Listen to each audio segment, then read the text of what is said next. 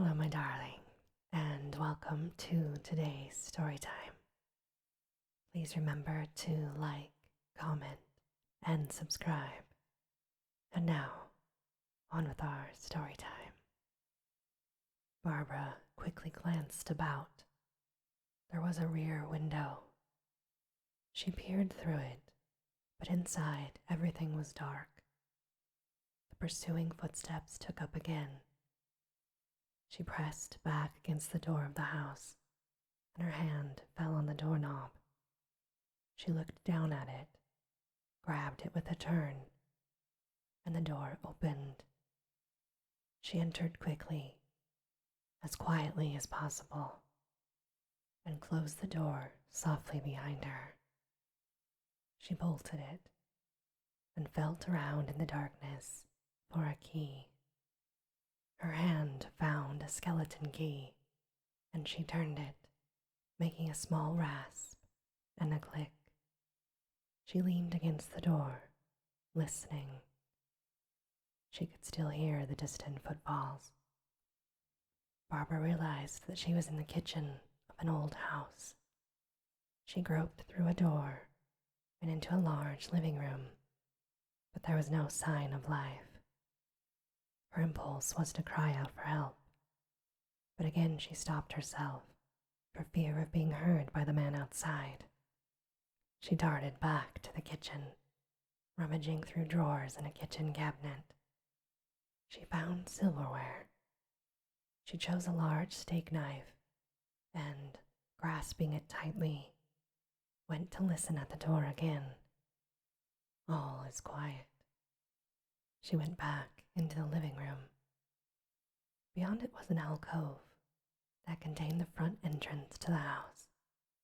She rushed to the front door and made sure it was locked. Cautiously, she pushed back a corner of the curtain to see outside. The view overlooked an expanse of lawn, large shadowy pine trees, and the service station across the road. There was no sign of her attacker. Suddenly, there was a noise from outside, the pounding and rattling of a door. Barbara dropped the curtain edge and stiffened.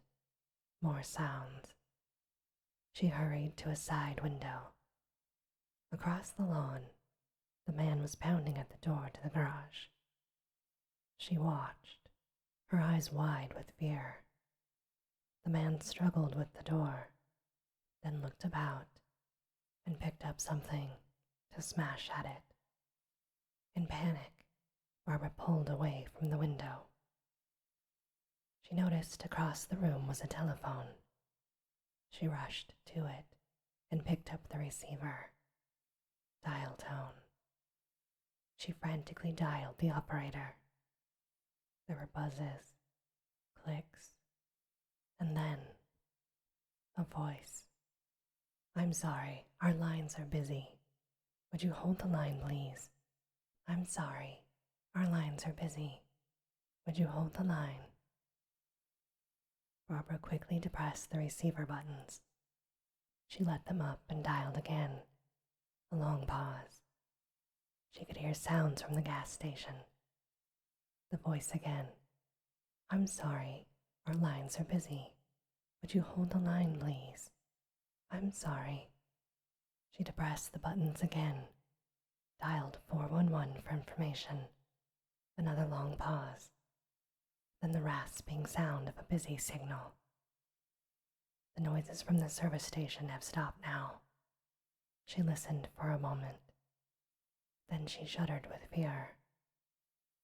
She noticed a telephone directory in a stand near the phone. Frantically, her fingers searched to pages for the emergency numbers. The police. She dialed shakily, but before she had dialed the last numbers, the raspiness of the busy signal came over the receiver once again. She depressed the buttons. Footsteps. She put the phone down and rushed to another window. A figure was crossing the lawn, coming towards the house. It is a different figure, a different man. She ran to the door and peered out through the curtains again. The man was still walking towards the house. A shadow darkened a strip of window at the left of the door. Its abruptness startled her. She peeled back a corner of the curtain and saw the back of the first attacker not 10 feet away. He was facing the man who was approaching. The attacker moved towards the new man. Barbara froze against the door, glancing down at her knife. She looked back out towards the two men.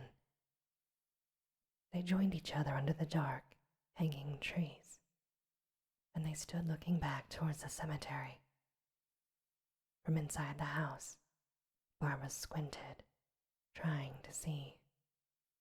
Finally, the attacker moved back across the road in the direction of the cemetery. The other man approached the house, sought the shadows of a tree, and stopped. He had an attitude of stolid watching. Barbara stared, but she can see little of what he is doing. She lunged towards the phone again. She dialed the operator. The same recorded message. She barely stopped herself from slamming down the receiver. Then suddenly, there was a distant sound, an approaching car. She scampered to the window and looked out.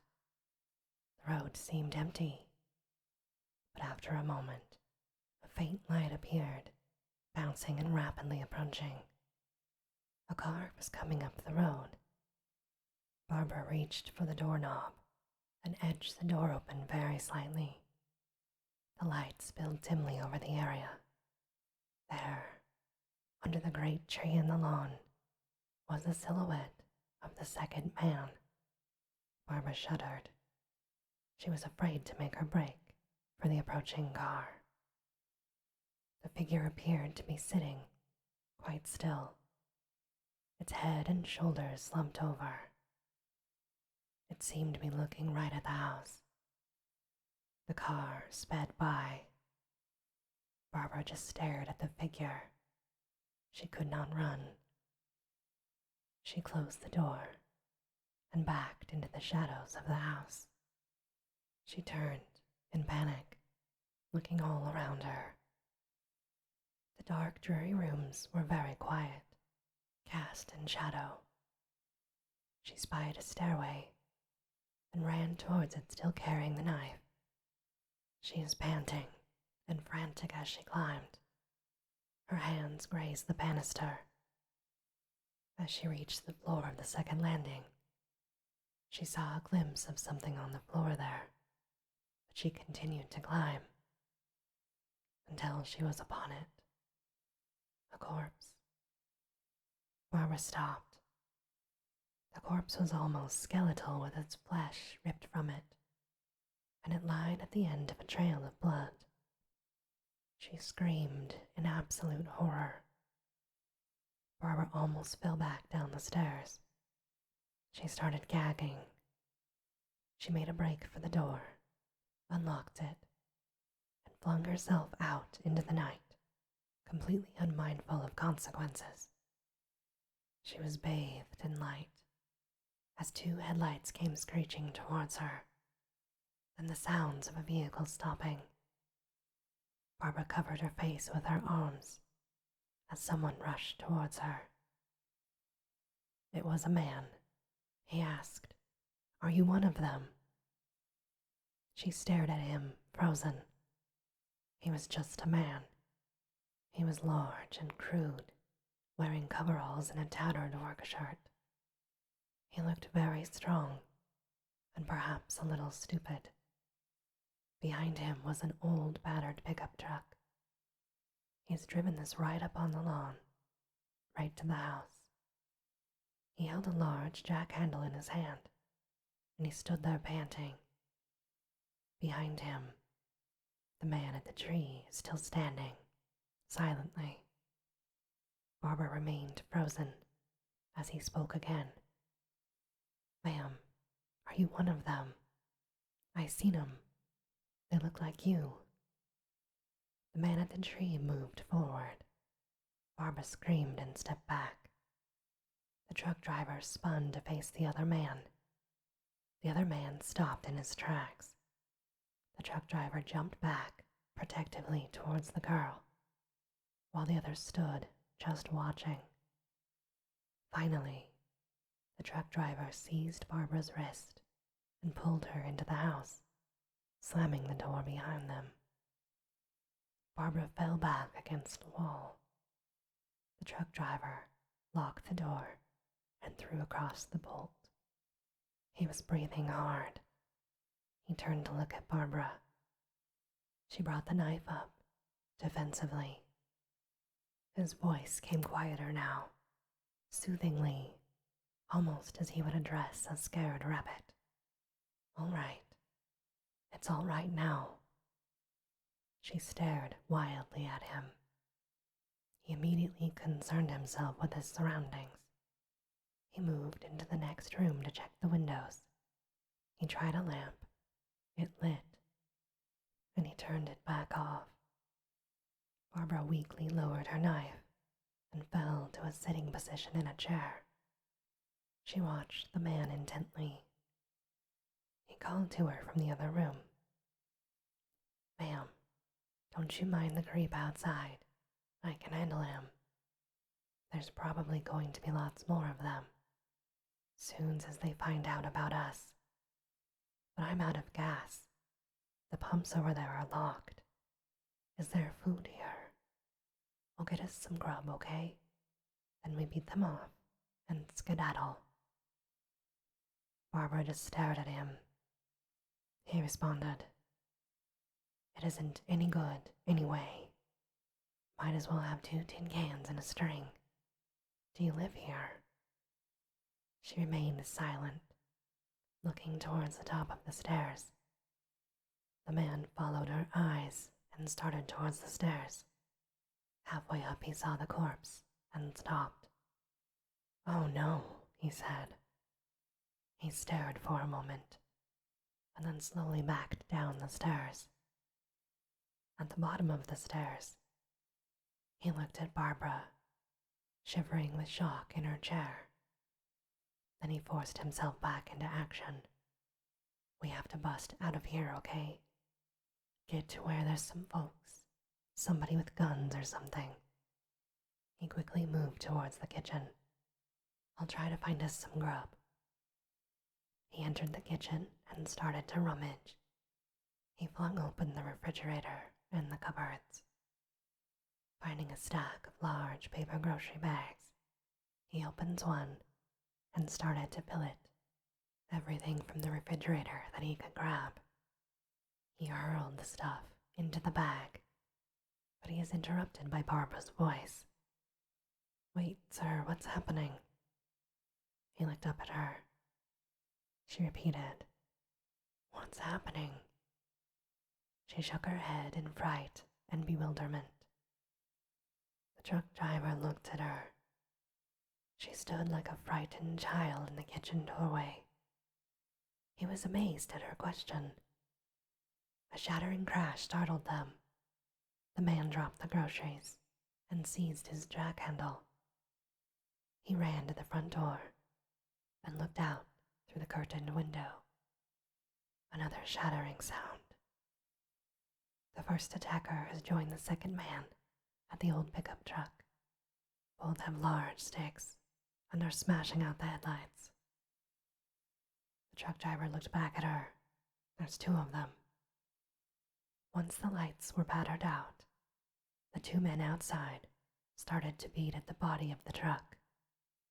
The truck driver spun and lunged towards Barbara. "Ma'am, how many? How many?" She backed further away, but the truck driver lunged again, this time in desperation to make her understand. "Ma'am, how many? Come on now. I know you're scared, but I can handle them too. Now how many more is out there? That truck is our only chance to get out of here. How many? Tell me how many?" He grabbed her shoulders, and she struggled against him, thrashing now, hysterical. "I don't know," she said. "I don't know what's happening. I don't know what's happening." She broke into hysterical sobbing. The truck driver spun away from her and made a run for the door.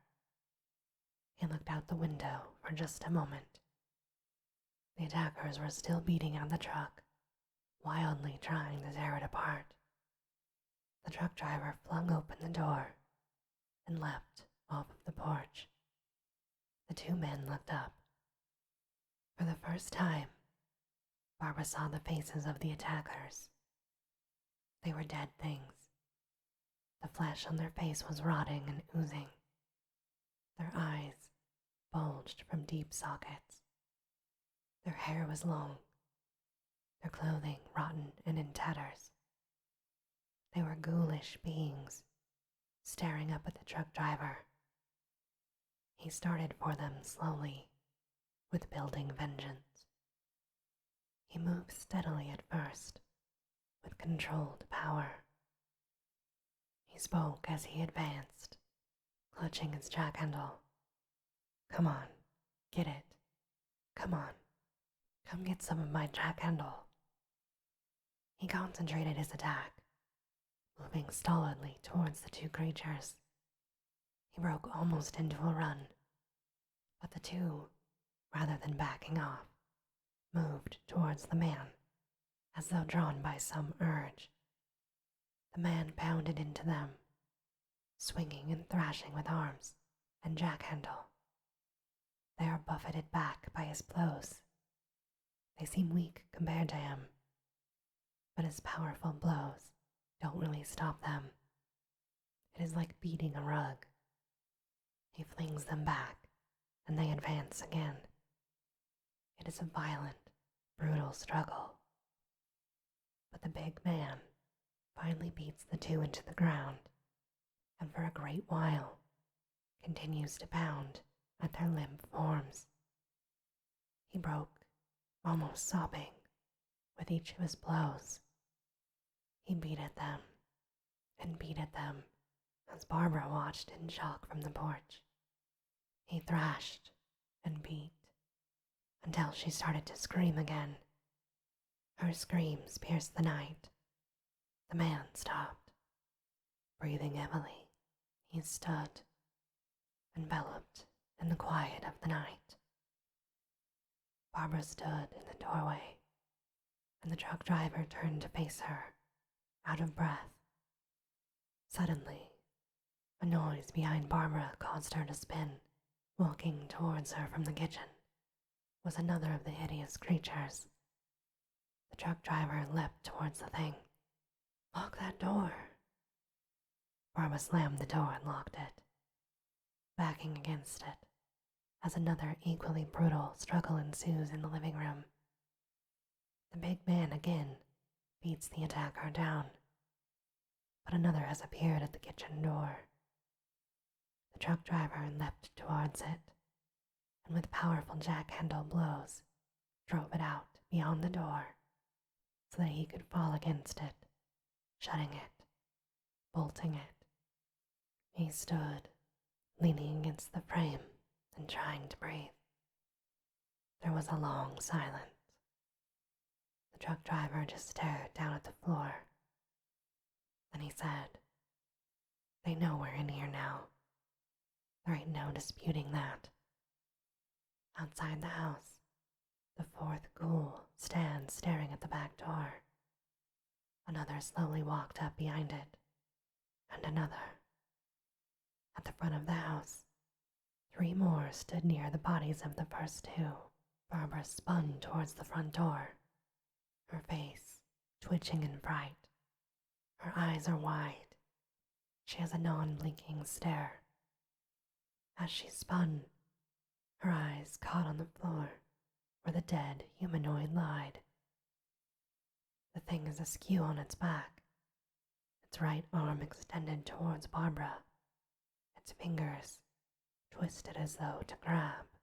There was a slight movement in the thing's hand. It twitched its whole body twitched slightly. The bent, broken neck of the being twisted upward, and an open mouth, glassy stare. Barbara stepped towards the thing. The fear in her face bore the beginnings of a sick frown. The hand twitched again. Barbara moved closer, drawn towards it, staring down at it with overpowering curiosity. The thing was something dead, with the beginnings of decay on its face and neck. Barbara moved closer. The thing started twitching again. She was staring right down into the thing's eyes. Her hands came up to her mouth. She felt the urge to be ill, to scream, to run. But these urges must be fought.